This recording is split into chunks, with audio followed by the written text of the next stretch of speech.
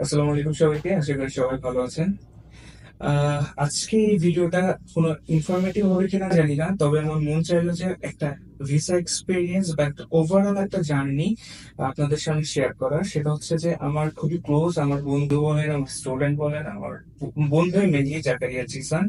ও 2023-এ মালয়েশিয়াতে আসছিল American degree transfer প্রোগ্রামে, এবং ও রিসেন্টলি এই জানুয়ারিতে আমেরিকান ডিগ্রি ট্রান্সফার প্রোগ্রামটা মালয়েশিয়াতে শেষ করে সে ইউএস এর ভিসা পেয়ে গেছে, এবং সে খুব শীঘ্রই ইউএসএ তে চলে যাবে। তো আমি চাচ্ছিলাম যে আপনাদেরকে একটা ইনফরমেশন দেওয়ার জন্য যে আসলে ওভারঅল আমেরিকান ডিগ্রি ট্রান্সফার প্রোগ্রামটা কি জিনিস, আসলে এখান থেকে আদৌ ভিসা হয় কিনা, বা ওর যে ফেস গুলো করছে টোটাল 1.5 বছরে, এখানে 1.5 বছর প্রায়। এই 1.5 বছর ও কি কি করছে বা ও কি কি প্রবলেম ফেস করছে, বা ওর ওভারঅল যে জার্নিটা আমি চাচ্ছিলাম আপনাদের সামনে শেয়ার করতে, যেন আপনারা বুঝতে পারেন আসলে আমেরিকান ডিগ্রি ট্রান্সফার প্রোগ্রামটা কি জিনিস, বা পাথওয়ে হিসাবে মালয়েশিয়াকে ব্যবহার করলে কেমন হয়। সো জিসান, ও ফার্স্ট অফ অল একটা জিনিস বলি, সেটা হচ্ছে এটা একটা কাউন্সিলিং রুম ইন্ডির। সো এখানে অস্ট্রেলিয়ান ফ্ল্যাগ দেখে মনে করেন না যে হচ্ছে যে এখানে আমরা আমেরিকার ব্যাপারে বা মালয়েশিয়ার ব্যাপারে কথা বলতেছি, অস্ট্রেলিয়ার ফ্ল্যাগ কেন।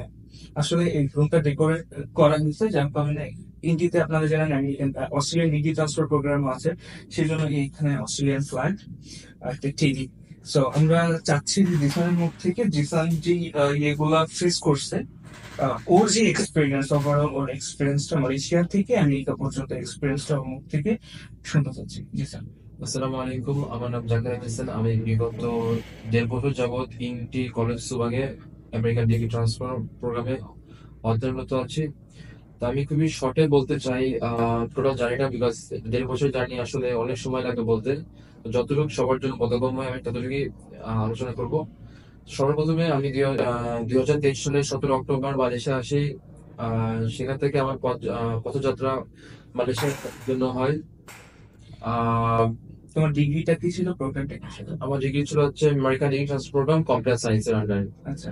তো মূলত আমার সময় জানি আমেরিকার ব্যাচেলর প্রোগ্রাম মূলত 4 বছর। 2 বছর আমরা মালয়েশিয়া থেকে অল্প খরচে পড়তে পারি, বাকি 2 বছর যদি আল্লাহ চাই আপনি আমেরিকা থেকে প্রোগ্রামটা শেষ করতে পারেন। তো আমি এখানে আপনার 1.5 বছরে 53 ক্রেডিট অর্জন করি এবং পরবর্তীতে আমি আমেরিকার অ্যাম্বাসির জন্য দাঁড়াই। এবং আল্লাহর রহমতে 6 জানুয়ারিতে আমি ভিসা পাই, আমেরিকার F1 ভিসা ক্যাটাগরিতে আমি আহ, নির্বাচিত হই। তো সেখান থেকে এখন আমি মালয়েশিয়াতে আছি। পরবর্তীতে আমি অগস্ট ইন্টেকের জন্য ভিসা পেয়েছি। তো অগস্টে আমি মুভ করবো আমেরিকাতে, ইউনিভার্সিটি অফ নর্দার্ন আইওতে। সো তোমার ওভারঅল জার্নিটা শুনলাম, তুমি ওভারঅল বলছো, স্পেসিফিকলি বলো না, কারণ আমার 1.5 বছরের জার্নি 5-10 মিনিটের ভিডিওতে বলা পসিবল না।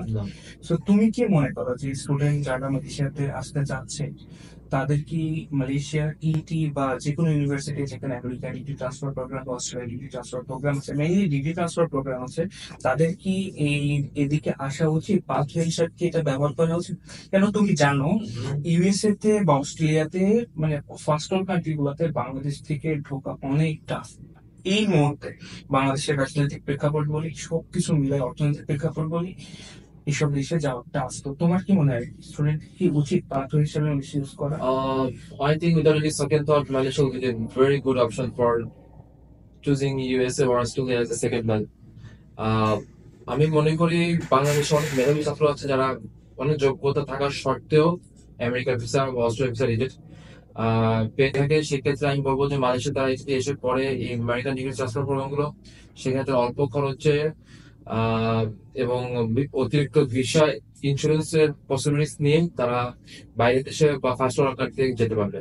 অবশ্যই আমি সবাইকে বলবো যে যদি আপনার বাইরে বা পড়তে করার ইচ্ছা থাকে, সেক্ষেত্রে আপনার মালয়েশিয়াকে বেছে নিতে পারেন। সেটা আমেরিকান ডিগ্রি প্রোগ্রাম হোক এবং অস্ট্রেলিয়া প্রোগ্রাম হোক, সেটা ইনটেক এবং আদার ইউনিভার্সিটি হোক। এটা একটি ভালো ডিসিশন ভালো বলে ডিসিশন হবে অবভিয়াসলি। কেননা যাদের পক্ষে পসিবল হচ্ছে না, তারা কম করেছে এখানে 2 বছর করে, বাকি বছর গুলা অন্য দেশে ক্রেডিটটা কমপ্লিট করতে পারে। অবশ্যই অবশ্যই। সো আমরা চেষ্টা করছি ওভারঅল সিম্পল ধারণা দিতে, যেন আপনারা বুঝতে পারেন, এবং ভিডিওটা আলটিমেটলি আমরা লং করতে চাচ্ছি না, এখানে আমরা হিউজ ডিটেলস ঢুকাইনি, জাস্ট ওভারঅল একটা ধারণা দেওয়ার চেষ্টা করছি যে মালয়েশিয়া থেকে এটা পসিবল। সো আপনারা চাইলে আসতে পারেন, good to proceed, no problem, আসতে পারেন। ঠিক আছে। অবশ্যই অবশ্যই। আপনার আবিষ্কৃত। এই আর কি। আপনাদের যদি ফার্দার কোনো ইনফরমেশন লাগে, আমি আমার বন্ধুর হোয়াটসঅ্যাপ নাম্বারটা আমি হচ্ছে আমার পেজে অ্যাড করে দেবো।